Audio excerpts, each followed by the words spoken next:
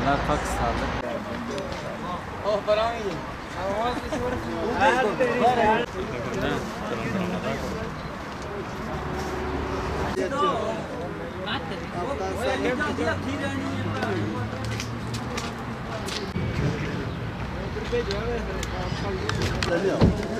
Çevik.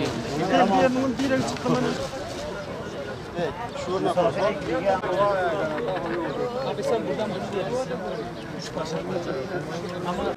kiloyu yerlerinde işte kiloyu üzerine bıraksın. Geçin. Onun önce bir şey.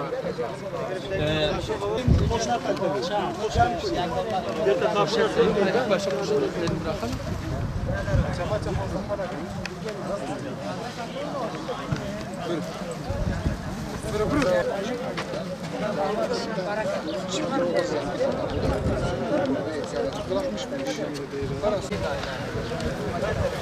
Yalnız Resul.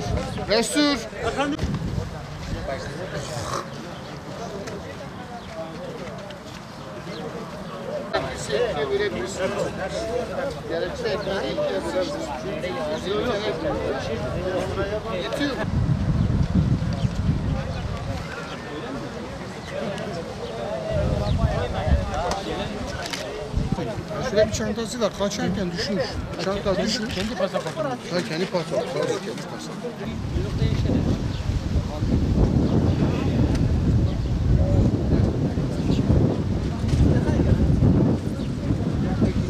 Yardım et.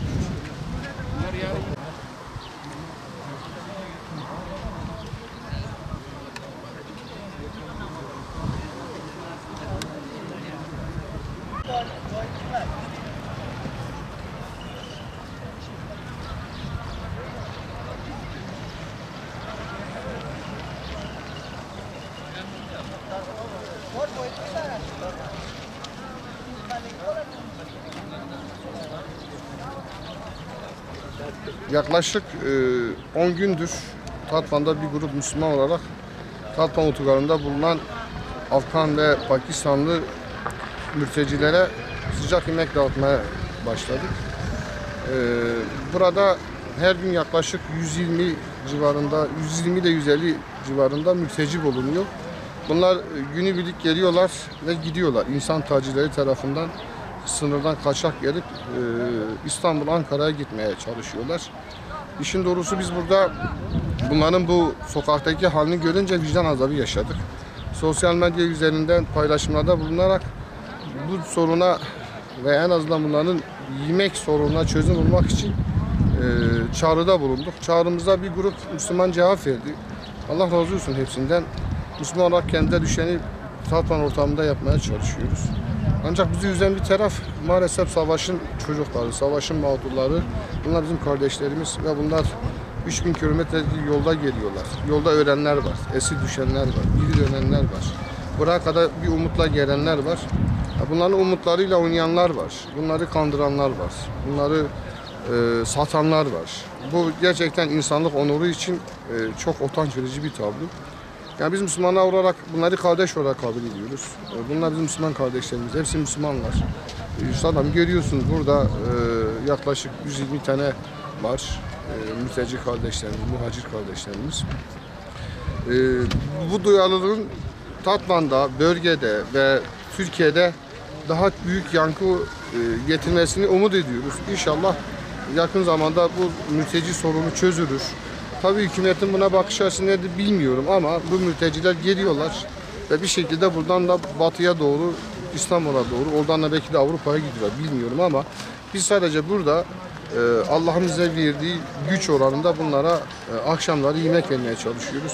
Emeği geçen tüm Müslüman kardeşlerime teşekkür ediyorum. Allah razı olsun. Allah çabalarını bereketlendirsin.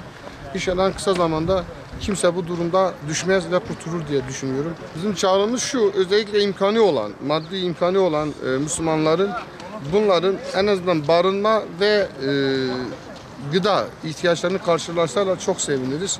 Yani bunlar günlerce otogarda kalıyorlar. Banyo yapamıyorlar. Tuvalet ihtiyaçlarını affedersiniz yapamıyorlar. Gece olunca otogardaki belediyenin emrinde olan veya kontrolünde olan tuvaletler kapanıyor. Cami kapanıyor. Dolayısıyla bunlar gece sokaklarda kalıyorlar. Soğuk havalar gece çok soğuk oluyor. Yani şunu diyoruz, zengini olan, imkanı olan, gücü olan herkesin elini bu taşın altına koymasını istiyoruz. Bunların en azından gıdalarını, gıda ihtiyaçlarını, yemek ihtiyaçlarını, bizlerinde çocuklar var, kadınlar var, bebekler var. Yani bunların bezdir, mamadır, giyim ihtiyaçlarını karşılamasını istiyoruz. Yani tabii güçleri varsa, bizimle bağlantıya geçseler seviniriz. Biz gereken yardımda bulunuruz inşallah.